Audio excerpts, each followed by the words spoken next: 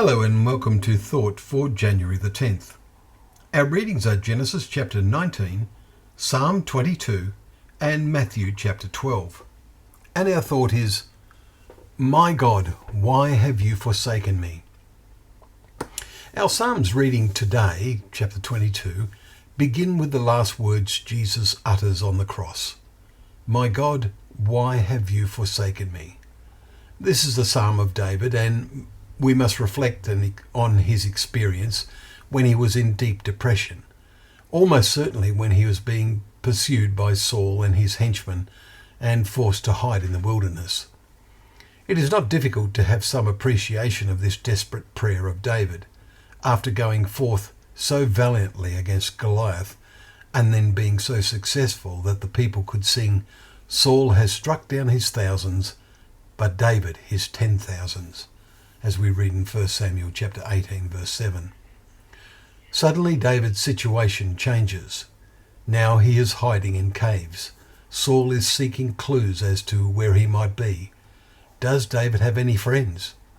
Some who learn where he is report this to Saul, as we read in 1 Samuel 23 and verse 19 and 1 Samuel 24 and verse 1.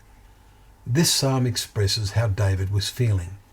It was a natural reaction for him to pray, My God, why have you forsaken me? He goes on to write, Oh my God, I cry by day, but you do not answer, and by night, but I find no rest. Verse 2.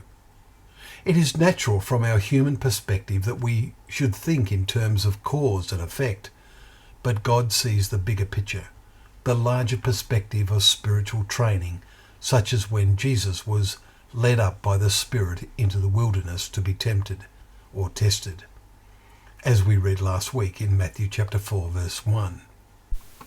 What is very instructive about this and several other psalms is how, after starting with desperate questions in a spirit of depression, his words then move forward and seek to grasp what we might call the bigger picture.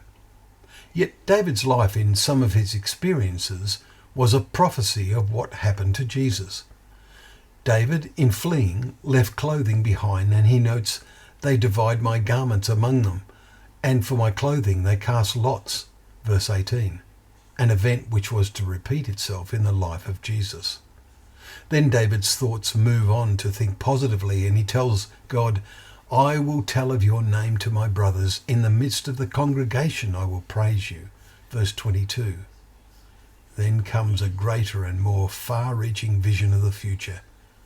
All the ends of the end shall remember and return to the Lord, and all families of the nations shall worship before you. Verse 27. We should take a valuable lesson from David in this progression into positive thought, especially when we feel depressed by the world around us.